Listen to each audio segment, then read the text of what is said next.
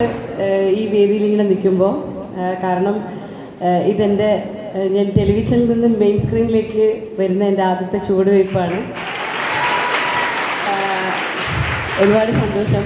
പിന്നെ എനിക്ക് നിങ്ങളെ ഈ ഒപ്പനയും തിരുവാതിരയുടെ കോസ്റ്റ്യൂമൊക്കെ കാണുമ്പോഴത്തേക്ക് ഞാൻ ഒരു സമയത്ത് ഒരുപാട് ആഗ്രഹിച്ചിരുന്നതാണ് ഇതിടണമെന്ന്. കാരണം വേറൊന്നുമല്ല, ഞാൻ എല്ലാ സോളോ പെർഫോമൻസിനായിരിക്കും ഇറങ്ങുന്നത്.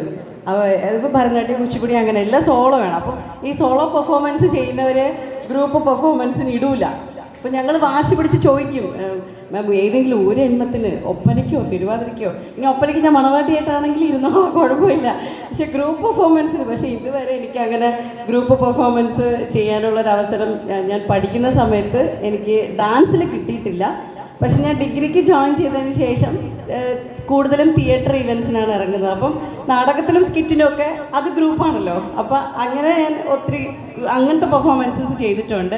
അപ്പോൾ അതുകൊണ്ട് എനിക്ക് ഒരുപാട് നിങ്ങളെ കണ്ടപ്പോൾ എനിക്ക് ഒരുപാട് മിസ് ചെയ്യുന്നതൊക്കെ ഇവരെല്ലാവരും പറഞ്ഞ പോലെ തന്നെ ഞങ്ങൾ ഇവിടെ ഇരിക്കുന്ന ഇപ്പോൾ എല്ലാവരും സ്കൂൾ കലോത്സവങ്ങളിൽ എന്താ പറയുക അറ്റൻഡ് ചെയ്തിട്ടും അങ്ങനെയൊക്കെയാണ് നമ്മുടെ കഴിവുകളെ ഇത്രയും വളർത്തി ഞങ്ങൾ ഹാർഡ് വർക്ക് ചെയ്ത് കൊണ്ടുവന്നത്.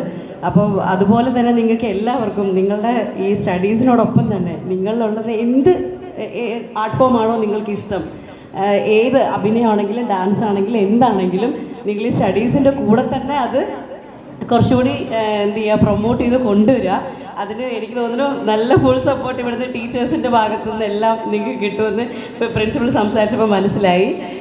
പിന്നെ ഇതിൽ ഞാൻ അനശ്വരയുടെ അമ്മയായിട്ടാണ് ചെയ്യുന്നത്, അസിസിക്കയുടെ വൈഫായിട്ട്.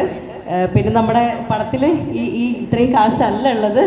അസിസിക്ക, നോബി ചേട്ടൻ, ബൈജു സന്തോഷ് ചേട്ടൻ, പിന്നെ എന്നെപ്പോലെ പുതുമുഖങ്ങളായിട്ടുള്ള ഒരുപാട് പേര്, അതായത് സിനിമ എന്ന സ്വപ്നം സാക്ഷാത്കരിക്കുന്ന ഒരുപാട് പേര് ഈ സിനിമയിൽ വർക്ക് ചെയ്തിട്ടുണ്ട്. അപ്പം നിങ്ങളെല്ലാവരും പോയി കണ്ട് സപ്പോർട്ട് ചെയ്ത് നിങ്ങളുടെ പ്രാർത്ഥനയും നിങ്ങളുടെ സപ്പോർട്ടും ഒക്കെ കൊണ്ടാണ് നമുക്കൊക്കെ ഉള്ള ഒരു വളർച്ച ഇനി വരാൻ പോകുന്നത്. അതുകൊണ്ട് അതിന് വേണ്ടിയിട്ട് ഞാൻ ഈശ്വരനോട് ആ ഒരു വളർച്ചയ്ക്ക് വേണ്ടിയിട്ട് ഈശ്വരനോട് ഈ നിമിഷത്തിൽ ഞാൻ പ്രാർത്ഥിക്കുകയാണ്. എല്ലാവരുടെയും സപ്പോർട്ട് ഉണ്ടാവണം. അപ്പോൾ 13-ാം തീയതി വ്യസന സമേതം ബന്ധുമിത്രാദികൾ റിലീസാണ്. നിങ്ങൾക്ക് അന്ന് പോയി കാണാൻ പറ്റിയില്ലെങ്കിലും അടുത്ത് വരുന്ന സൺഡേയോ ഓക്കെ എങ്ങനെയാണെന്ന് നോക്കിയിട്ട് നിങ്ങളെല്ലാവരും പോയി കാണണം, സപ്പോർട്ട് ചെയ്യണം. Thank you so much.